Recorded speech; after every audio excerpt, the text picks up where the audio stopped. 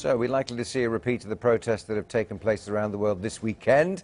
In other words, has this thing got stamina? Joining us from our Westminster studios are the Guardian columnist Polly Toynbee and also Jonathan Iserby, political director of the Taxpayers Alliance.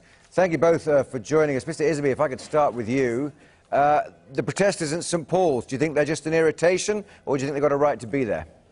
Well, I mean, clearly everyone has a right to peaceful protest in this country, but when it looks like they're starting to set up camp that's going to cause all kinds of chaos for the days and possibly even weeks to come, it's not particularly helpful, particularly not when their message is absurdly simplistic. They seem to be blaming people in the City of London for everything that's gone wrong in the economy over the last 2 or 3 years. Well, frankly, bankers have been working via a profit motive for decades, nay centuries, and they've got to actually look at some of the other issues, such as how banking was regulated over the last 10 years, and to consider the message that came out from politicians over the last 10 years too, as to why we're in the state we are. Polly Toynbee, is that the way to look at this?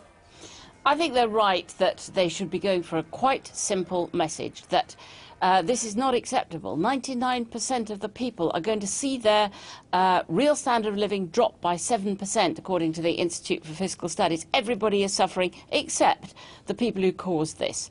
Taxpayers bailed out these banks for a fortune, has left us in crippling debt.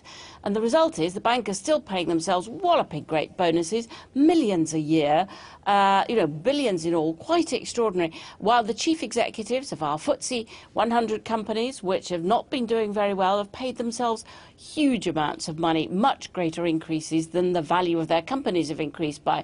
This can't go on indefinitely. This is galloping inequality. It's a dysfunction like the last days of the Roman Empire. Fine, but Polly Toynbee, is this the way to go about that analysis? We know and are familiar with that analysis of the problem, but these protests on Wall Street, around the world, in Rome and in London, is that the way to galvanise popular opinion in the direction that they want to go? Well, would you be talking to us now at the very top of the news if they weren't out there in their tents?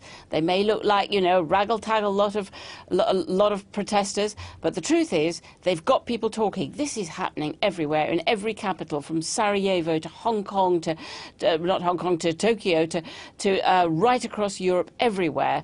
People have come out with just the gut feeling there has to be a better way. This can't be the right way. It cannot be that the rich can go on getting extravagantly richer, the top 1%, while the vast majority of the people can feel in their pockets that everything's getting worse from them, saddled with heavy debts, 14% fuel price rises.